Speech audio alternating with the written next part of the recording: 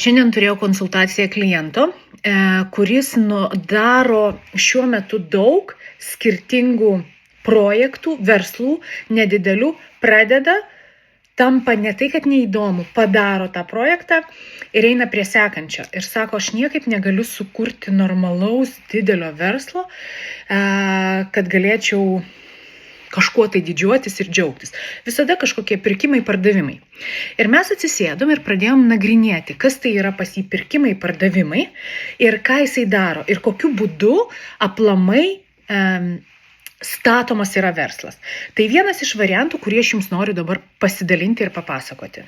Situacija tokia.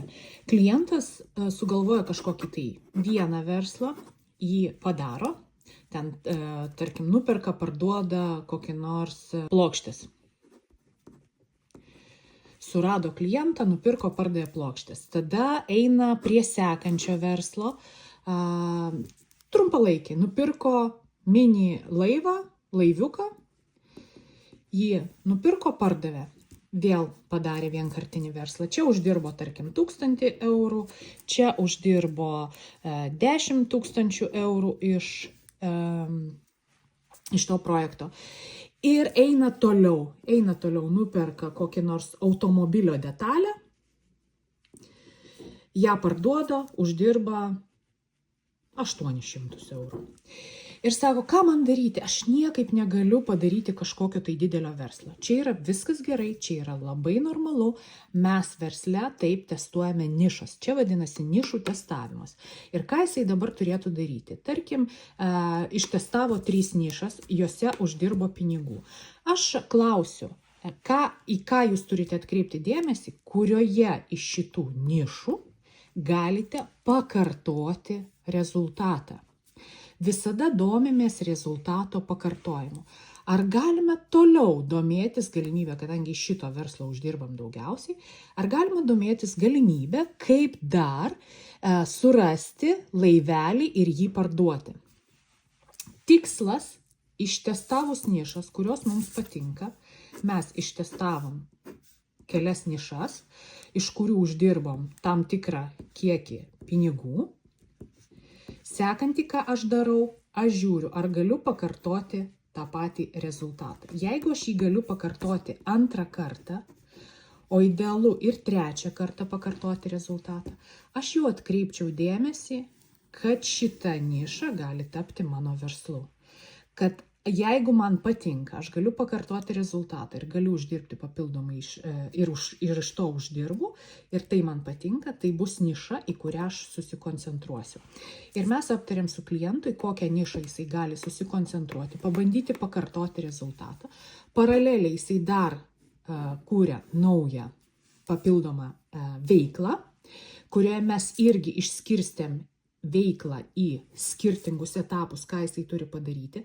Tarkim, klientas nori statyti pirtis, kaip pavyzdys, nori statyti pirtis ir pardavinėti. Jo tikslas pastatyti pirmą pirtį ir gauti bent 0 eurų, neišeiti į minusą, svarbiausia neišeiti į minusą, nebūtina gauti pliuso, bet neišeiti į minusą. Mes susimokam už tai, kad turime tam tikrą patirtį. Turime patirtį, ištestuojame visą pirties statymo ir pardavimo procesą. Su 2 pirtimi mūsų tikslas jau uždirbti. Jeigu su 2 pirtimi jisai uždirba, einam toliau, statome 3 pirtį.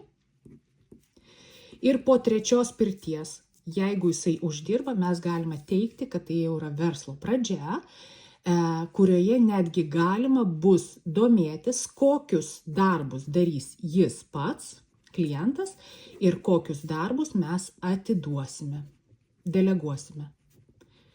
Tokiu būdu netgi po kažkiek laiko klientas sugebės dalinai tik tai valdyti verslą, o nesėdėti ir jame pastoviai kažką tai daryti, ko klientas labiausiai ir nenorėjo. Jisai nenorėjo nuo ryto iki vakaro dirbti versle. Tai mes aiškinsimės, kaip paraleliai žiūrėti, ar įmanoma tiek šitą verslą užkurti, tiek šitą pastatyti ant kojų ir kaip jisai galės atiduoti deleguoti, kurį iš verslų jisai galės dalinai deleguoti ir kuris iš verslų pagaliau bus kaip jo pagrindinis verslas. Aš pati verslė jau esu 25 metus ir padėjau ne vienam klientui, o kalba eina apie 100 klientų, kurie gavo šiandienai gerą rezultatą. Tai jeigu ir jūs norite turėti coacherį, mentorių, konsultantą, verslo konsultantą, galite rašyti man žinutes, skambinti, susitarsime ir apsispręsime, ar jums reikia vienkartinės konsultacijos ir to užteks, ar jums reikia vedimo, palaikymo, tarkim, pusę metų, metus. Taip kad lauksiu žinučių, skambučio ir iki susimatymo.